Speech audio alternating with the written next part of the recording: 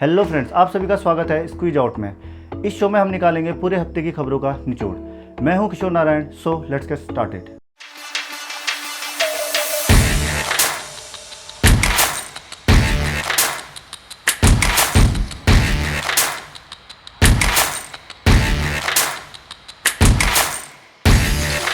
दोस्तों, आज independence day है, तो हैप्पी इंडिपेंडेंस डे। देश अपना 76वां स्वतंत्रता दिवस मना रहा है। आज देश को आज़ाद हुए 75 साल पूरे हो चुके हैं, तो इसका सम्मान कीजिए दोस्तों। जय हिंद, जय भारत। तो बढ़ते हैं खबरों की ओर। गवर्नमेंट ने 5G स्पेक्ट्रम ऑक्शन किया, जिसमें जियो, एयरटेल, आइडिया, वोडाफोन और अडानी ग्रुप ने हिस्सा लिया, जिसमें गवर्नमेंट ने अपने 71% स्पेक्ट्रम का हिस्सा 1.5 लाख करोड़ रुपए में इन 4 कंपनियों को बेचा। बढ़ते हैं अगली खबर की ओर। बात करते हैं उपराष्ट्रपति चुनाव की। पिछले ही हफ्ते भारत में उपराष्ट्रपति चुनाव संपन्न हुए, जिसमें जगदीप धनखड़ को नए उपराष्ट्रपति के तौर पर चुना गया, जो कि बेसिकली राजस्थान से बिलोंग करते हैं और पूर्व में वेस्ट बंगाल के गवर्नर भी रह चुके हैं। अब बात करते हैं फाइनेंस न्यूज़ की। आरबीआई ने फिर से रेपो रेट में वृद्धि कर दी है, जो कि 0.5% है, जो कि अब 5.4% हो चुकी है। बात करते हैं रेपो रेट की। तो ये रेपो रेट होता क्या है? रेपो रेट वो दर होती है जिसमें आरबीआई कमर्शियल बैंकों को लोन देता है। तो दोस्तों, बात करते हैं रेपो रेट बढ़ने से असर क्या पड़ेगा। तो दोस्तों, इससे ईएमआई बढ़ जाएगी, कार लोन बढ़ जाएगा और होम लोन बढ़ जाएगा। सिंपली बोला जाए तो आपकी और हमारी जेब में लोड बढ़ जाएगा। अब बात की जाए ट्रेड डेफिसिट यानी कि व्यापार घाटे की। इंडिया का trade deficit first financial quarter में 100 बिलियन के पार पहुंच चुका है, जो कि अच्छी बात नहीं है। किसी भी देश के आयात का निर्यात से ज़्यादा होना ही ट्रेड डेफिसिट कहलाता है। तो फ़र्क क्या पड़ता है ट्रेड डेफिसिट के बढ़ने से? सिंपली बोला जाए तो हमारे रुपए की वैल्यू गिरेगी। जैसा कि आपको पता ही है, डॉलर के मुकाबले हमारा रुपया काफ़ी गिर चुका है, लगभग 80 के करीब पहुंच चुका है। लेकिन हमारी फाइनेंस मिनिस्टर निर्मला सीतारमण जी बड़े ही शायराना अंदाज में कहती हैं, रुपी has not collapsed, it is finding its own course. अब बात करते हैं स्पोर्ट्स न्यूज़ की।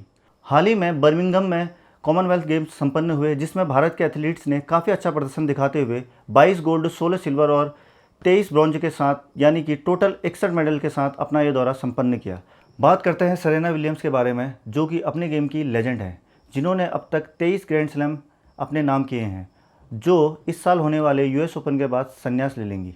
तो अब बात करते हैं ऋषभ पंत और उर्वशी रौतेला की कंट्रोवर्सी से। बात शुरू होती है उर्वशी रौतेला के दिए गए एक इंटरव्यू से, जिसमें वो कहती हैं कि आरपी ने उनके लिए होटल की लॉबी में 10 घंटे वेट किया, और उसके बाद वो ऐड करती हैं कि I want take the name. मतलब आरपी कौन है आप लोगों को तो पता ही नहीं, हमको भी पता ही नहीं, क्यों? तो इसके रिप्लाई में ऋषभ पंत एक स्टोरी डालते हैं, जिसमें वो लिखते हैं, it's funny how people lie in interview just for some meager popularity and hitting the headlines. Sad how some people are so thirsty for fame and name. May God bless them. Hashtag मेरा पीछा छोड़ो बहन। Hashtag झूठ की भी कोई limit होती है। तो इसके रिप्लाई में उर्वशी रौतेला एक ट्वीट डालती हैं, जिसमें वो लिखती हैं, छोटू भैया should play bat ball. Hashtag Raksha Bandhan. Hashtag don't take advantage of silent girl. Hashtag Raksha Bandhan मुबारक हो, वगैरह वगैरह। मतलब वैलेंटाइन से सीधा रक्षाबंधन। हालांकि दोनों ने अपने पोस्ट को कुछ ही देर में डिलीट कर दिया, लेकिन अपने को क्या, अपने को तो चाहिए फुल एंटरटेनमेंट। तो भाई लोगों ने इसके स्क्रीनशॉट ले लेके खूब ज़्यादा वायरल किया। बात करते हैं कुछ और खबरों की। दिल्ली में कोरोना केसेस फिर से बढ़ रहे हैं। इससे पब्लिक प्लेसेस में मास्क को फिर से कंपलसरी कर दिया गया है। बढ़ते हैं आगे। बात करते हैं राकेश झुनझुनवाला के, जिनको इंडिया का वॉरेन बफे भी कहा जाता है। उनका कल 14 अगस्त को निधन हो गया। इससे हमारे शेयर मार्केट में काफ़ी असर देखने को मिल सकता है। बढ़ते हैं आगे।